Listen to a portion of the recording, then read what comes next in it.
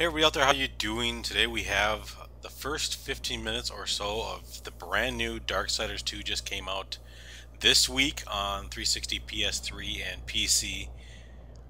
So far, quite the step up from Darksiders 1. I enjoyed Darksiders 1, but it was pretty linear, pretty straightforward, not a lot of bells and whistles. Darksiders 2 definitely adds on to that. So I skipped the very intro, it's got a little cinematic, which is right at the beginning, and I should point out, obviously there's going to be spoilers here. It's the first 15 minutes of mostly combat. I do cut out a few things just to get you a little bit more than just the same thing over and over. So yeah, as we get going here, the combat's fantastic, really a step up, feels great. The other big addition that they've thrown in here is loot. Pretty much everything you kill drops loot. There is buying, selling, you can level up your character. You can actually feed, certain loot to your weapons, and it actually and stuff like that. So, I've already a couple hours into the game, and it is far surpassed the first one, and almost I can't think of any way it hasn't. So, here we go. Great intro. I love that beginning. Great skybox in the back, and this is I was playing this for the first time, so you'll see me try to figure a few things out control wise. So there we go, left to right bumper. I'm on the 360 here, obviously. PC is going to look the best by far, but the game doesn't look bad at all by any means. So here we are. I'm kind of just taking a look here, seeing how we go, and I figure out how to get going faster. And you can see the little 4 agility orbs, or whatever you want to call them, underneath your horse there. Every time you, I think it was right bumper, and you go fast, hit both left and right bumper as we did earlier, and you jump off it, and then you can actually summon them to come back. So the traversing in this game is pretty impressive. There's a section that it isn't in this video, but trust me, it feels better than Prince of Persia in a lot of ways, and that's kind of the theme of this game, or what I've found so far. Combat of like a God of War, getting really close to the God of War level, and then you got the Prince of Persia. You have the loot system, a minor loot system, very, it gives you the Borderlands Diablo type feel. And I believe there is a way that you can go. I don't know if it's in this video. I think I cut it out because I didn't want to spoil too much, but there's these areas you can go to, and then it looks like you can actually share and trade with your friends, even if they're on or offline. So it looks like you can gift things and stuff like that. Pretty cool. And they also have really cool integrated leaderboards for different things, like combos, streaks, and all this kind of stuff, which will integrate right in with your friends list. So it's an offline game, but with a little bit of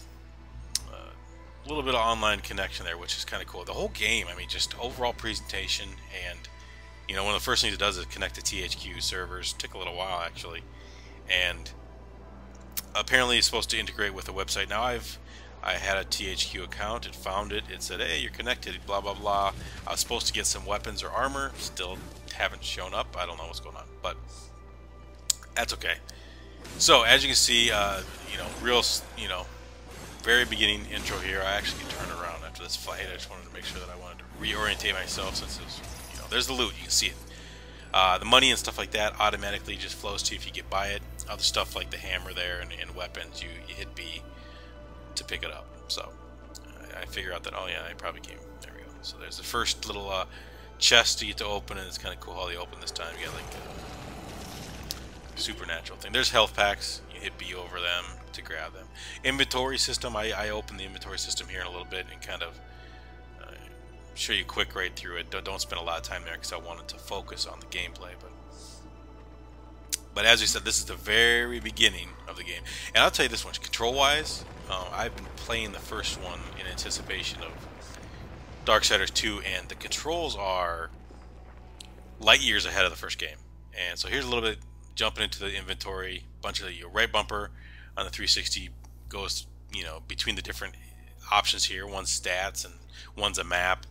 And then once you're in this section, your right trigger, left trigger gets to your different types. So it's a very intuitive, full-fledged inventory system. It looks really cool. You can equip, and it looks like you can level up, I think, different types of things. You definitely level up yourself, and then you have 2 different skill trees that you can place, you know, your kind of decide which way you want to create and build up your character. Here we got some more Prince of Persia type stuff. It actually works real well. Hold left trigger when you're on the side that you want to jump from, and then he instantly leans back. And so there's not really any of that frustrating Prince of Persia, old school, you know, I shouldn't have died type of thing. So it feels great. I'm super impressed and happy with the quality of the presentation, with the combat, with the controls. That's really where I am mostly impressed, is what they did in the controls. So obviously that's one hell of a huge hammer right there. So that's a secondary weapon. I had to equip that. That's what you saw me do earlier, because I wanted to equip it, because it did say that, hey, you got there. I think it hit on one of the left triggered or the buttons, and you can actually look around, like you stationary and you look around. So definitely still consider the tutorial here, right bumper rolls, and they're kind of teaching you as you go along. I really like how they did the tutorial. It really felt natural and not very tutorial-like, which is always a plus. You know, since we've been through so many freaking tutorials in every game, it's nice to have one that doesn't, you know, really hold your hand and feel like it's disconnected from the rest of the game. So well done. Everything about this. Oh, music. If you're a fan of games that have epic music, you're gonna want to check this Darksiders 2 out. So far the soundtrack is literally mind-blowing. I did not expect that. The first one I don't remember much, but it's pretty awesome in here. So I'm definitely thinking about doing some later on videos as I get through the game and post them up here. But I figure there's a lot of people that are probably on the fence, didn't know if they wanted to buy this, and I put up the first 15 minutes or so to convince you to go buy this game. Because if you like this type of game, if you're a fan of any of those type of, if you like loot, if you like God of War type combat, if you like, I think a fairly open world, if you like just a huge game, I think if you went straight through the game, they say you're looking at, I think, between 15 and 20 hours, if not more, if you went straight through it. Now there's tons of side quests, which range in the 30 to 40 minute, you know, as far as length, and so that adds a great deal to the length of the game, I think. And you definitely have a, you know, New Game Plus.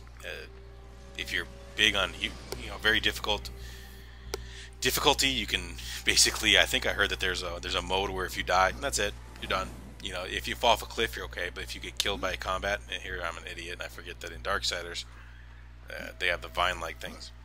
And it's even telling me at the bottom, and I'm just ignoring it. I figured it out here. It's kind of a staple in the Darksiders games already. These climbing walls and stuff. But you know, he does a really good job. The controls real well this year, or this game, I should say.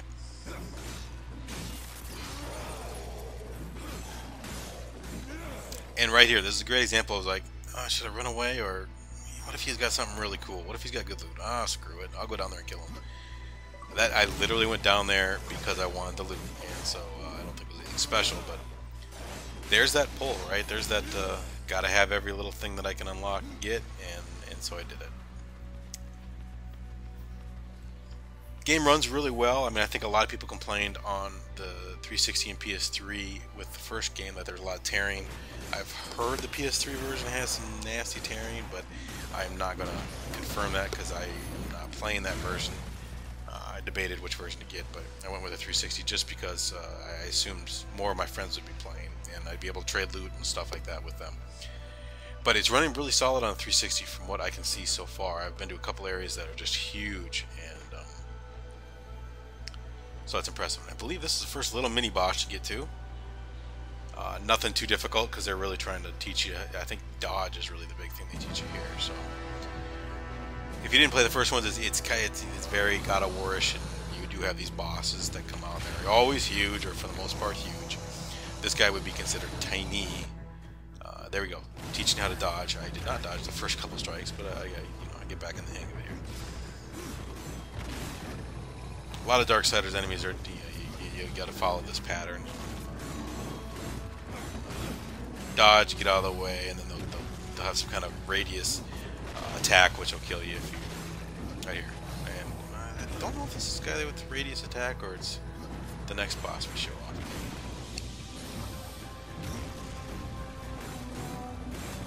So yeah, I mean, just overall the game is just fantastic. It's polished. It's well worth your money.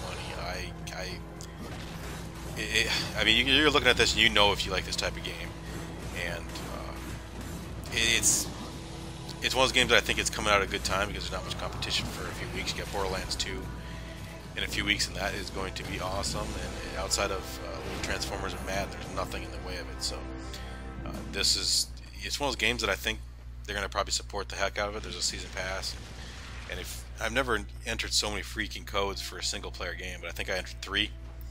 And I got more free DLC on the way if you buy, first run or first print, I should say. So, showing off a little bit more of how you traverse, and it's real smooth. I fell a couple times beyond this part, but it instantly gets you right back to where you were, which is nice. There's no, back to checkpoints or anything like that. So they've improved that from the first game.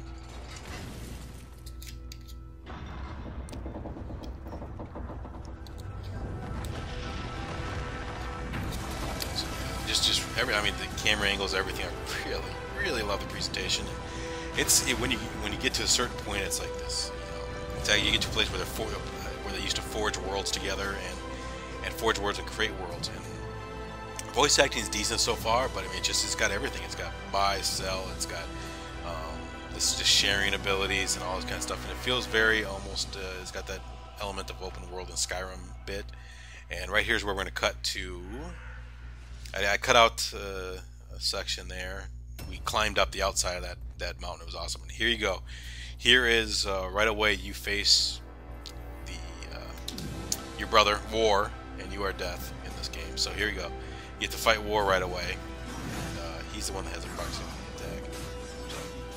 So, dodge, and more dodge.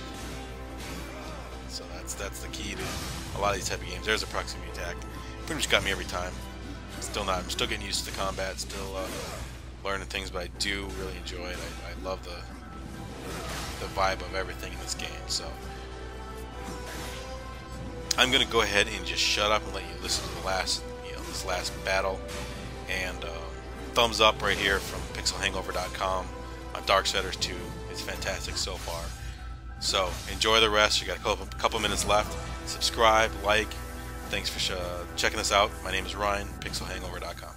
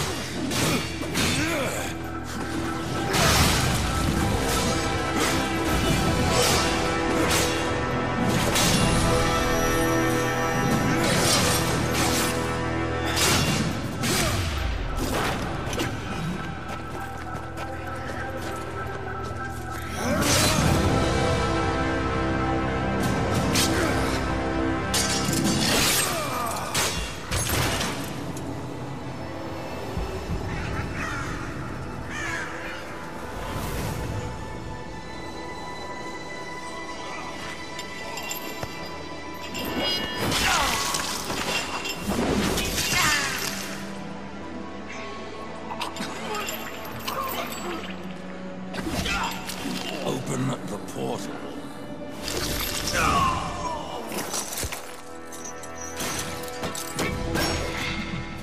Your secrets die with you, old fool.